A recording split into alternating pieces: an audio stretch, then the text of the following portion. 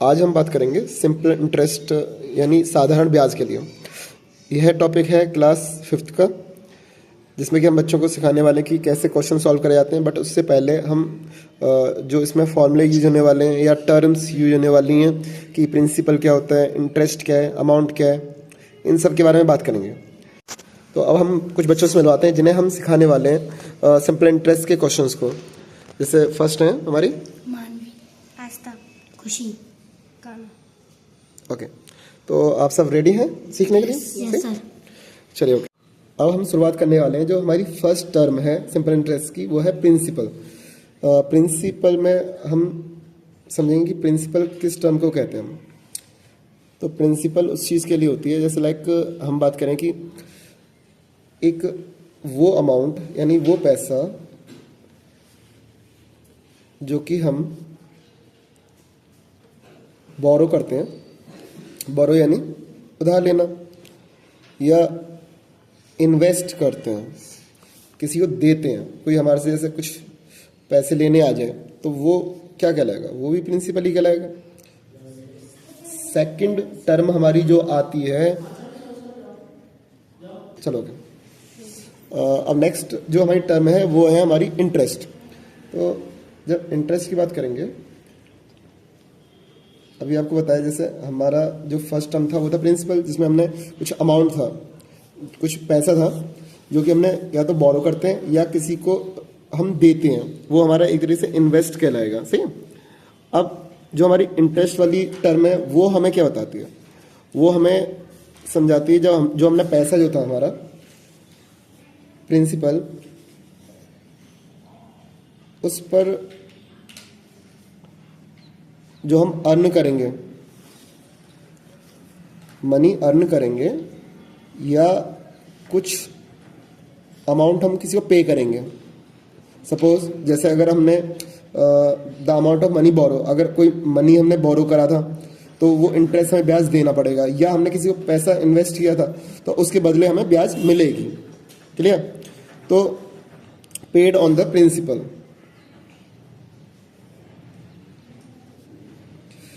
ये सारी टर्म्स समझना काफ़ी इंपॉर्टेंट होता है। इसमें टोटल कितनी टर्म्स होती हैं नॉर्मली? अब हमारी जैसे थर्ड टर्म्स आने वाली है, जिसे हम कहेंगे रेट। रेट को हिंदी में क्या कहते हैं? दर। दर कहते हैं। अब जो हमारी टर्म है रेट वाली, इसके लिए हम डेफिनेशन लिखने वाले हैं। The percentage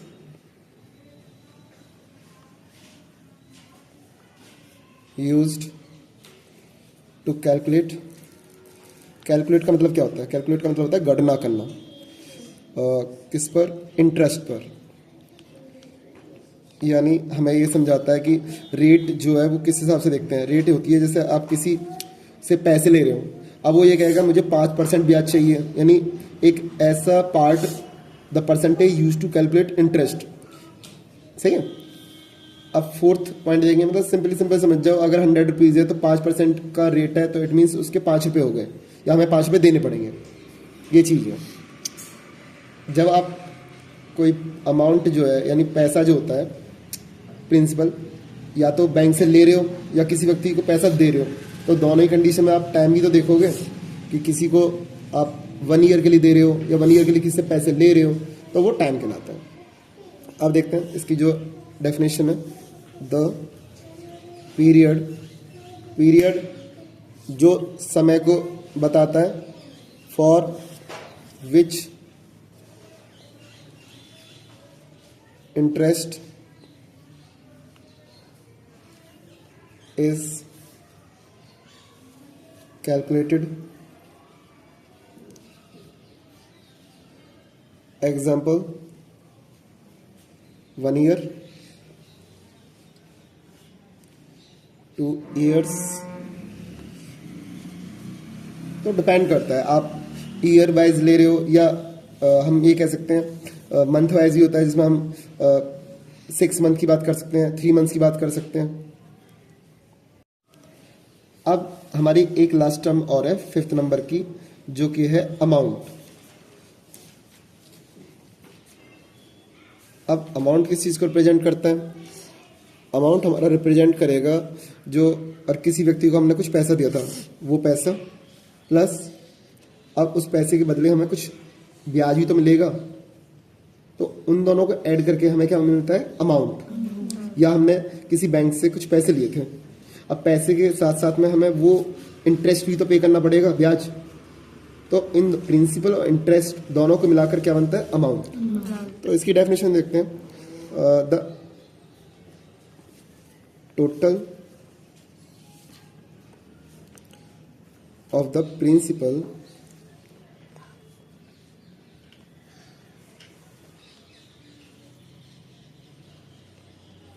and the interest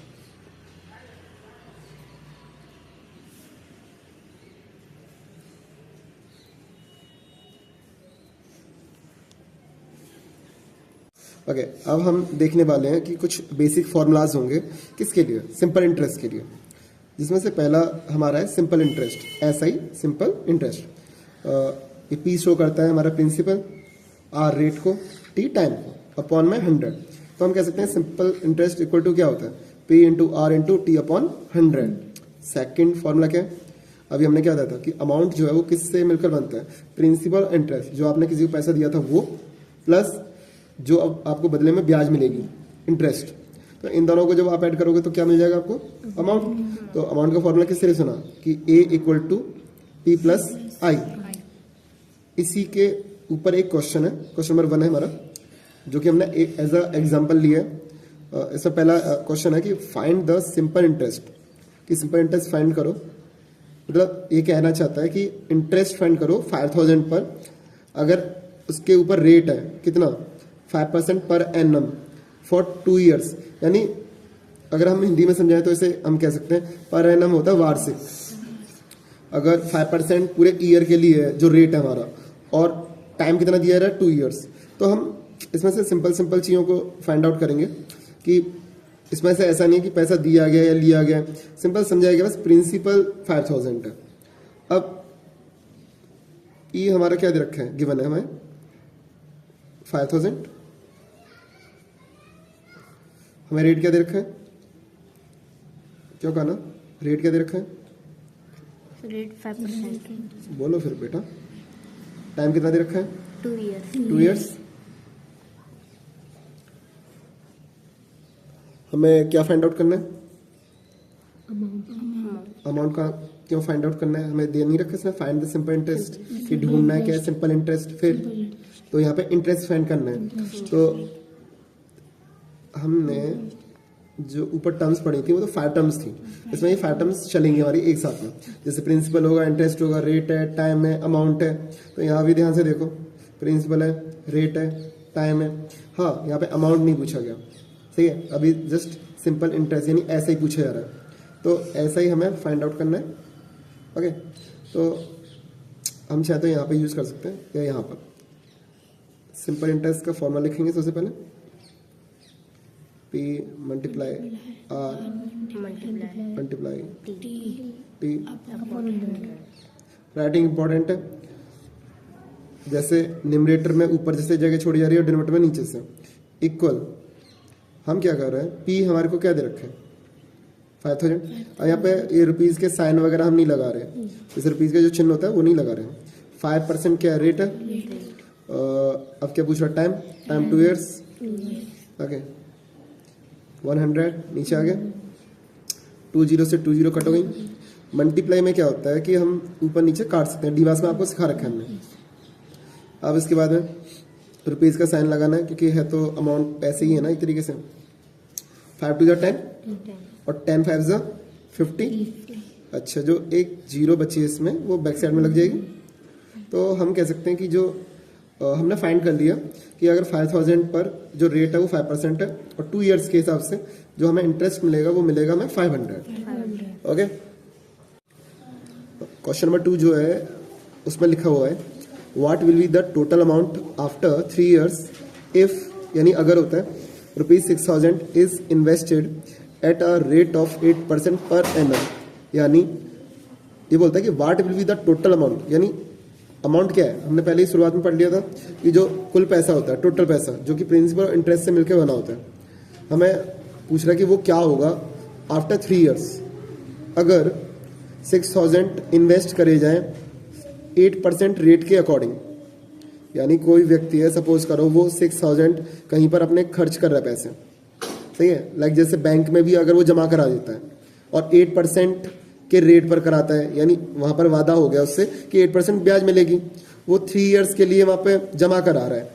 तो अब ये बताओ टोटल पैसा जो बैंक होगी वो उसे 3 साल बाद में कितना रिटर्न करेगी, वापस कितना करेगी। चलो इसे स्टार्ट करते हैं। सबसे पहले देखेंगे जो प्रिंसिपल है वो हमें कितना दे रखा है, 6000। ये हमारे को क्या दे रखा है, टाइम। टाइम कितना, 3 इयर्स है। रेट क्या दे रखा है, 8% है। जो हमें ये तो गिवन है, हमें दे रखा है कि हमें जो इन्फॉर्मेशन है, अब ये फाइंड करना है कि हमें निकालना क्या क्या चीज़ है। जैसे इसमें पूछा जा रहा है टोटल अमाउंट। टोटल अमाउंट क्या होता है, अमाउंट ही होता है, ठीक है। तो इसे हम क्वेश्चन मार्क कर देंगे। अमाउंट से पहले चलो ओके। अब इसका प्रोसेस क्या होगा, सबसे पहले अमाउंट कैसे निकलता है। हमें पता है कि अमाउंट के लिए हमें 2 चीज़ें चाहिए, एक प्रिंसिपल और एक इंटरेस्ट। प्रिंसिपल दे रखा है, इंटरेस्ट तो है नहीं हमारे पास में, तो अब किस फॉर्मूले से हम इंटरेस्ट निकालते हैं, जो हमारा फर्स्ट फॉर्मूला था, यानी simple interest equal to P into R into T upon 100। Okay, तो जो हमारा फर्स्ट फॉर्मूला था उसका यूज करके हम क्या निकालने वाले हैं, इंटरेस्ट।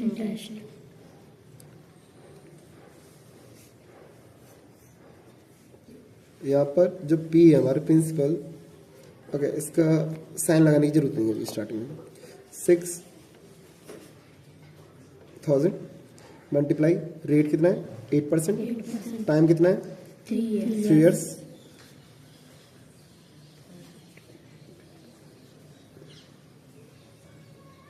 टू जीरो से ऊपर के 2 0 कट कर दिया हमने। अब देखते हैं 6 3 जा 18, 18 8 जा 100। अब रुपीज का भी साइन चाहिए हमें, 144। और कुछ और भी लगाना है क्या, पीछे नहीं लगाना हमें, बताओ। 10 ओके। यानी हम ये कह सकते हैं कि जो हमने 6000 अगर बैंक में जमा करते हैं, डिपॉजिट करते हैं, तो हमें उस पर आफ्टर 3 इयर्स कितना इंटरेस्ट मिलेगा हमें, 1440। अब हमें फाइंड करना है अमाउंट। तो अमाउंट इक्वल टू क्या होता है, प्रिंसिपल P प्लस I यानी इंटरेस्ट। तो प्रिंसिपल कितना था हमारा, 6000। इंटरेस्ट जो हमने फाइंड किया वो कितना है, 1440। अब दोनों को ऐड करो, जो हमारा प्रिंसिपल और इंटरेस्ट, तो कितना हो जाएगा, 7440। अब हम बाकी स्टेटमेंट वाले क्वेश्चंस ना करके हम कुछ एग्जांपल्स लेंगे थोड़े से डिफरेंट टाइप के। जैसे अगर एक कंडीशन है, हमें सपोज करो हमें प्रिंसिपल दे रखा है, ठीक है, प्रिंसिपल हमें दे रखा है 6000, हमें अमाउंट दे रखा है, अमाउंट कितना है 7440। इस क्वेश्चन में अगर पूछ लिया जाए कि सिंपल इंटरेस्ट फाइंड करो, तो कैसे फाइंड करोगे। हमें तो सिर्फ 2 फॉर्मूले दे रखे हैं, एक तो सिंपल इंटरेस्ट का P into R into T upon 100। क्या वो इसमें भी हम लगा सकते हैं, नहीं लगा सकते हैं, क्योंकि प्रिंसिपल तो है ना, तो रेट दे रखा है ना टाइम दे रखा है। बट एक ऐसा फॉर्मूला है जिसमें amount equal to P plus I है, तो अमाउंट प्रिंसिपल बट I नहीं है, यानी टोटल 3 चीजें हैं इसमें से। हमारे पास में 2 चीजें तो हैं, प्रिंसिपल और अमाउंट, तो हम उसका यूज कर सकते हैं किसके लिए, इंटरेस्ट निकालने के लिए, सही। तो हम यहाँ पर उसे सॉल्व करते हैं।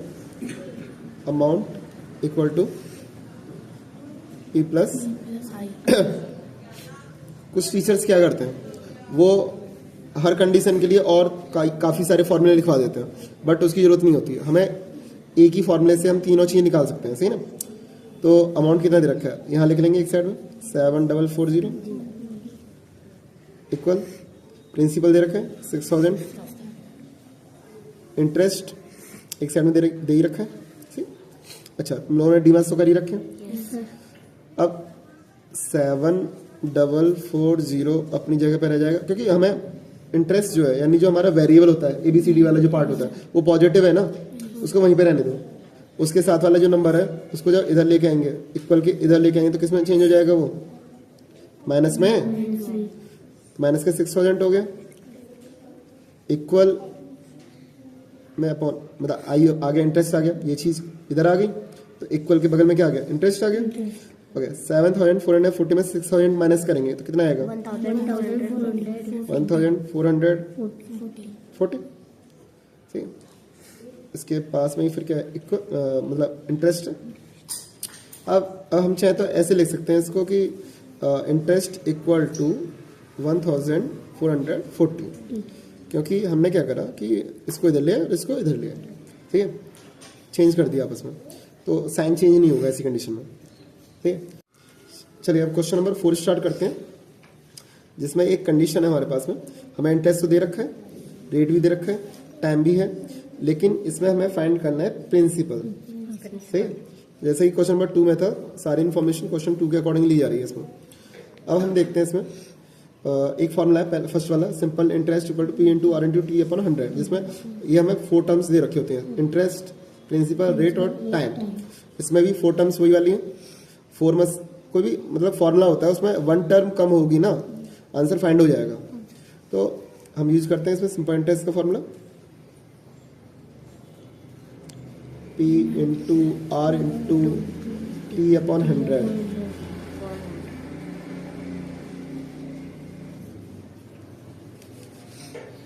इसमें से सिंपल इंटरेस्ट हमें दे रखा है, जो भी चीज दे रखी है वो वहीं पे पुट करनी है हमें। अब इक्वल के अंदर प्रिंसिपल दे रखा है क्या, नहीं दे रखा, तो P वहीं पे लगा दो। R दे रखा है, यस 8, T 3, इसके नीचे 100, ओके।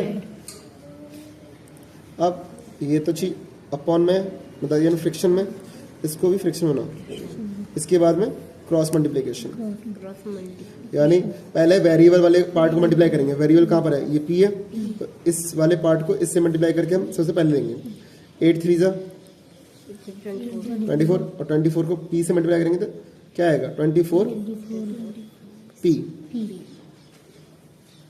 हमेशा जो हमारा कांस्टेंट होता है यानी नंबर्स होते हैं उनको मल्टीप्लाई करके पहले लिखा जाता है, उसके पीछे वेरिएबल को लगाया जाता है।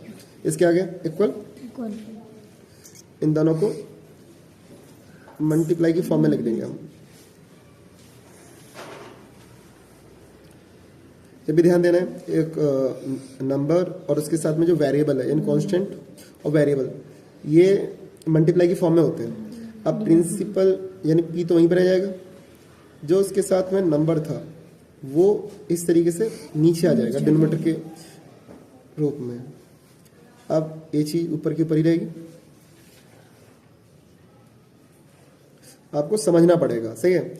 मैथ को समझने की कोशिश करोगे तो नेक्स्ट क्लासेस में तुम्हें बेनिफिट होगा। अब देखते हैं, जैसे एक फ्रिक्शन होता है तो उसे सिंपलेस्ट फॉर्म में कैसे लाते हैं, कॉमन नंबर से ऊपर नीचे काटते हैं। जैसे सपोज करो 2 है तो 2 से ये कट जाएगा, 2 1 जा 2, 2 2 जा 4, इसको कट करेंगे, 2 7 जा 14, 2 2 जा 4 और 0। और 12 के टेबल में 72 आता है क्या, 6 टाइम आता है, तो 12 6 जा 72 और 1 0। अब आ गया 6 1 जा 6 और 1 2 3, कितनी 0 आ जाएंगी, 3 0।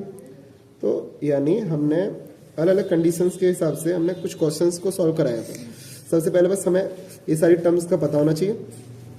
ये सिर्फ बेसिक 2 फॉर्मूलेज हैं जो कि हमें याद हो जानी चाहिए।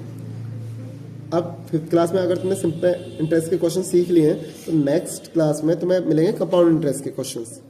ठीक, चलिए अब आप बाय करें। आपको समझ में आया कि नहीं आया बताइए, यस सर। हैं समझ में